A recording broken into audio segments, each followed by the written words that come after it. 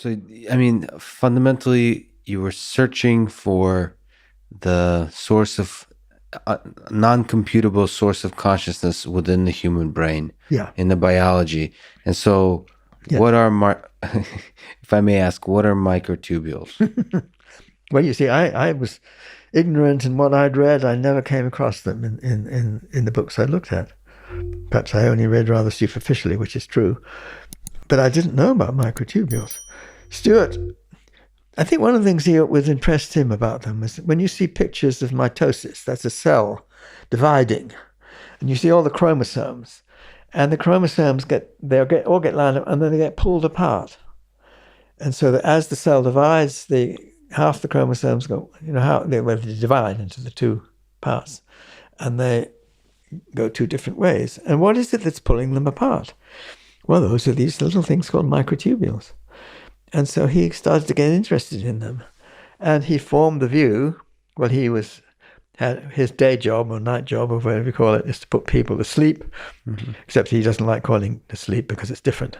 General anesthetics in a reversible way. So you want to make sure that they don't experience the pain that would otherwise be something that they feel. And consciousness is turned off for a while, and it can be turned back on again. So it's crucial that you can turn it off and turn it on. And what do you do when you're doing that? What do general anesthetic gases do? And see, he formed the view that it's the microtubules that they affect. And the details of why he formed that view is not altogether clear to me, but there's an interesting story he keeps talking about. But I've found this very exciting because I thought these structures, these little tubes, which inhabit pretty well all cells, it's not just neurons. Apart from red blood cells, they inhabit pretty well all the other cells in the body. But they're not all the same kind. You get different kinds of microtubules. And the ones that excited me the most, this may still not be totally clear, but the ones that excited me most were the only ones that I knew about at the time, because they're very, very symmetrical structures. And I had reason to believe that these very symmetrical structures would be much better at preserving a quantum state, quantum coherence, preserving the thing without... You just need to preserve certain degrees of freedom without them leaking into the environment. Once they leak into the environment, you're lost. So you've got to preserve these quantum states at a level which the state reduction process comes in, and that's where I think the non-computability comes in. And it's the measurement process in quantum mechanics, what's going on. So something about the measurement process and what's going on, something about the structure of the microtubules. Yes. Your intuition says, maybe there's something here. Maybe this kind of structure allows for the mystery of the There was a much better mechanics. chance, yes. It just struck me that partly it was the symmetry, because there is a feature of symmetry. You can preserve quantum coherence much better with symmetrical structures. There's a good reason for that. And that impressed me a lot. I didn't know the difference between the A lattice and B lattice at that time, which could be important. Now that could be. That's an issue which isn't talked about much. But that's in some sense details. We've got to take a step back just to say, in case people are not familiar. So this was called the orchestrated objective reduction idea, or OR, which is a biological philosophy of mind that postulates that consciousness originates at the quantum level inside neurons. So that has to do with your search for where is it coming from. So that's counter to the notion that consciousness might arise from the computation performed by the synapses. Yes, so, I think the key point, you see, sometimes people say it's because it's quantum mechanical. It's not just that. You see, it's more outrageous than that. You see, this is one reason I think we're so far off from it, because we don't even know the physics right. You see, it's not just quantum mechanics. People say, quantum systems and biological structures. No, well, you're starting to see that some basic biological systems does depend on quantum. I mean, look, in the first place, all of chemistry is quantum mechanics. People got used to that, so they don't count that. So he said, let's not count quantum chemistry. We sort of got the hang of that, I think. But you have quantum effects, which are not just chemical, in photosynthesis.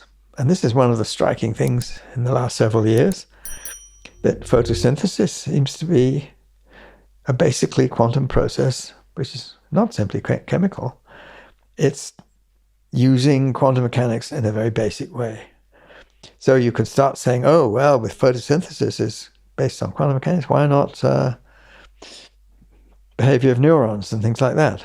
Maybe there's something which is a bit like photosynthesis in that respect. But what I'm saying is even more outrageous than that, because those things are talking about conventional quantum mechanics. Now, my argument says that conventional quantum mechanics, if you're just following the Schrödinger equation, that's still computable. So you've got to go beyond that. So you've got to go to where quantum mechanics goes wrong in a certain sense. You have to be a little bit careful about that, because the way people do quantum mechanics is a sort of mixture of two different processes. One of them is the Schrödinger equation, which is an equation Schrödinger wrote down, and it tells you how the state of a system evolves.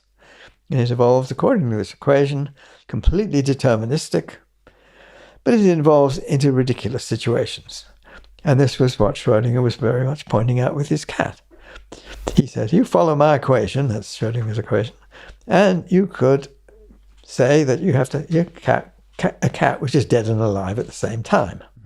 That would be the evolution of the Schrödinger equation, would lead to a state, which is the cat being dead and alive at the same time. And he's more or less saying, this is an absurdity. People nowadays say, oh, well, Schrödinger said you can have a cat which is dead and alive. It's not that, you see. He was saying, this is an absurdity. There's something missing.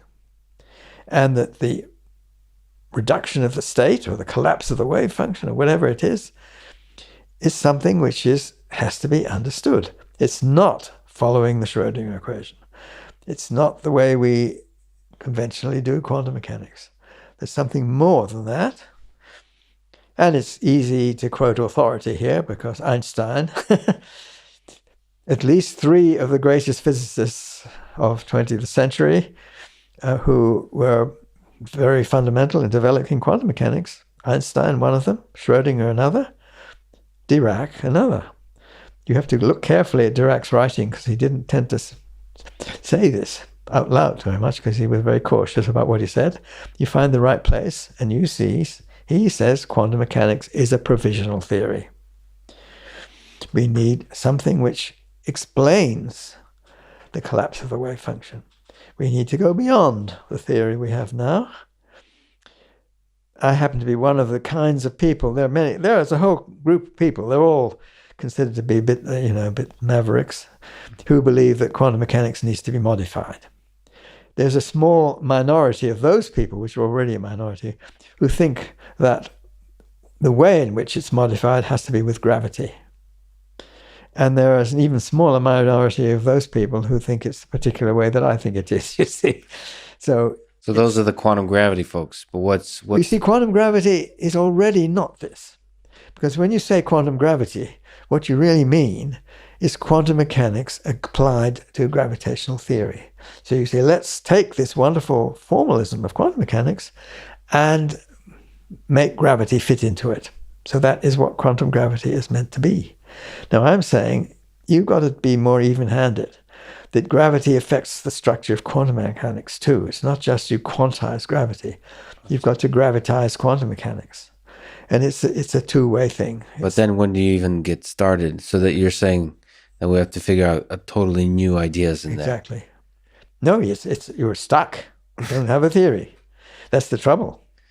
So this is a big problem. If you say, okay, well, what's the theory? I don't know. So we may be in the very early days, sort of. It is in the very early days. But I'm just making this point. Yes. You see, Stuart Hameroff tends to be, Penrose says that it's got to be a reduction of the state and so on, so let's use it. The trouble is Penrose doesn't say that. Penrose says, well, I think that. But yeah, right. we have no experiments as yet which show it's that. Yes. There are experiments which are being thought through and which I'm hoping will be performed. There is an experiment which is being developed by Dirk Bouwmeester, who I've known for a long time, who shares his time between Leiden in the Netherlands and Santa Barbara in the US.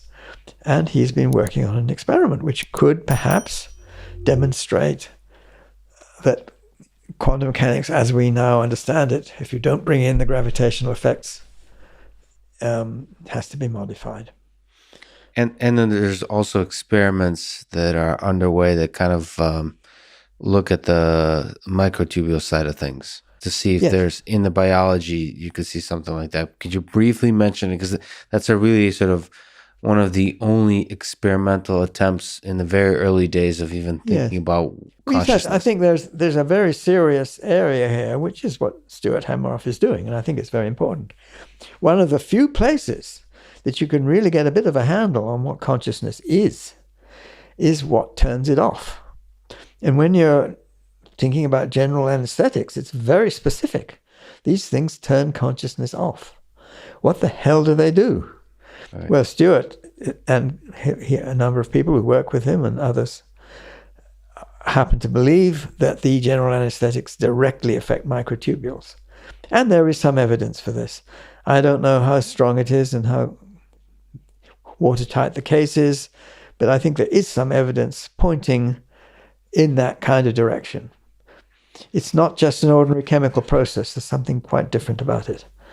And one of the main candidates is that these anesthetic gases do affect directly microtubules. Mm-hmm. And how strong that evidence is, I wouldn't be in a position to say. But I think there is fairly impressive evidence. And the point is the experiments are being undertaken, which is... I mean, that is experimental. You see, so it's a very clear direction where you can think of experiments which could indicate whether or not it's really microtubules which the anesthetic gases directly affect. That's really exciting. One of the sad things is, as far as from my outside perspective, is not many people are working on this. So there's a very, like with Stuart, it feels like there's very few people are carrying the flag forward on this. I think it's not many in the sense it's a minority, but it's not zero anymore. You see, when Stuart and I were originally talking about this, we were just us and a few of our friends. There weren't many people taking it, but it's grown into one of the main viewpoints. There might be about 4 or 5 or 6 different views which people hold, and it's one of them. So it's considered as one of the possible lines of thinking, yes. You describe physics theories as falling into one of 3 categories: the superb, the useful, or the tentative. I like those words. It's a beautiful categorization. Do you think we will ever have a superb theory of intelligence and of consciousness? We might. We're a long way from it. I don't think we're in the tentative scale. I mean, it's... you don't think we've even entered the realm of tentative? Probably no. I think it's that's right. No, you see, it's so controversial. We don't have a clear view which is accepted by a majority. I mean, you see, people. Most views are computational in one form or another. They think it's but it's not very clear, because even the IIT people who think of them as computational, but I've heard them say no, consciousness is supposed to be not computational. I say, well, if it's not computational, what the hell is it? What's going on? What physical processes are going on which are that? What does it mean for something to be computational then? So is well, there has to be a process which is... You see, it's very curious the way the history has developed in quantum mechanics, because very early on people thought there was something to do with consciousness, but it was almost the other way around. You see, you have to say the Schrödinger equation says all these different alternatives happen all at once, and then when is it that only one of them happens? Well, one of the views, which was quite commonly held by a few distinguished quantum physicists, that's when a conscious being looks at the system or becomes aware of it, and at that point it becomes one or the other. That's a role where consciousness is somehow actively reducing the state. My view is almost the exact opposite of that. It's the state reduces itself in some way, some non-computational way, which we don't understand, we don't have a proper theory of. And that is the building block of what consciousness is. So consciousness is the other way around. It depends on that choice which nature makes all the time when the state becomes one or the other rather than the superposition of one and the other. And when that happens, there is what we're saying now, an element of proto-consciousness takes place. Proto-consciousness is, roughly speaking, the building block out of which actual consciousness is constructed. So you have these proto-conscious elements, which are when the state decides to do one thing or the other.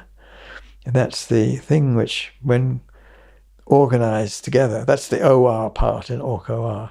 But the ORC part, that's the OR part, at least one can see where one's driving at a theory. You can say it's the quantum choice of going this way or that way. But the ORC part, which is the orchestration of this, is much more mysterious. And how does the brain somehow orchestrate all these individual OR processes into a genuine conscious experience? And it might be something that's beautifully simple, but we're completely in the dark about. Yeah, I think at the moment that's the thing. We happily put the word "orc" down there to say orchestrated, but that's even more unclear what that really means. Yeah, just like the word material, orchestrated. Yes. Who knows? Yes. And we've been dancing a little bit between the word intelligence or understanding and consciousness. Do you kind of see those as sitting in the same space of mystery as we've Yes, discussed? but you see, I tend to say you have understanding and intelligence and awareness. And somehow understanding is in the middle of it, you see. I like to say, could you say of an entity that is actually intelligent if it doesn't have the quality of understanding? Like, so I'm using terms I don't even know how to define. Right. But who cares? I'm just relating them. They're somewhat poetic. So if I somehow understand them. Yes. That's right. We don't, exactly. But they're not mathematical in nature. Yes. You see, as a mathematician, I don't know how to define any of them. But at least I can point to the connections. So the idea is intelligence is something which I believe needs understanding. Otherwise, you wouldn't say it's really intelligence. And understanding needs awareness. Otherwise, you wouldn't really say it's understanding. Do you say of an entity that understands something, unless it's really aware of it, in our normal usage? So there's a three sort of awareness, understanding, and intelligence. And I just tend to concentrate on understanding because that's where I can say something. Yeah. And that's the Gödel theorem, things like that. But what does it mean to perceive the color blue or something? I mean, I'm the foggiest. That's a much more difficult question. I mean, is it the same if I see a color blue and you see it? Or if you're somebody with this condition, what is it called? Or where you assign like a sound to a color. Yeah, that's right. You get colors and sounds mixed up, and that sort of thing. I mean, an interesting subject. I mean, yeah. But from the physics perspective, from the fundamentals perspective, we don't. I think we're way off having much understanding what's going on there.